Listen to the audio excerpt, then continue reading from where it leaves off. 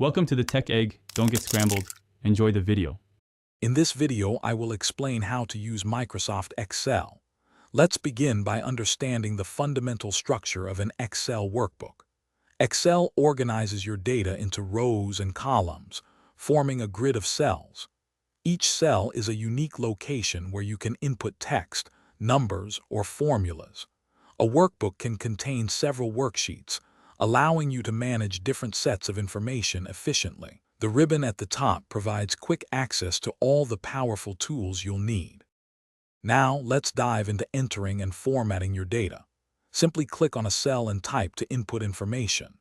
The Home tab is your go-to for making your data visually appealing. You can change fonts, colors, and align text with just a few clicks. To ensure everything fits perfectly, easily adjust column widths and row heights. Don't forget to apply appropriate number formats, like currency for financial figures or percentages for ratios, to make your data clear. One of Excel's most powerful features is its ability to perform calculations using formulas and functions.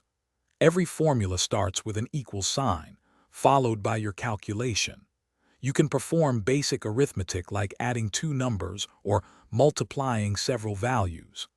Excel also offers hundreds of built-in functions, such as sum to total a range of cells or average to find the mean. Using cell references ensures your formulas update automatically when data changes.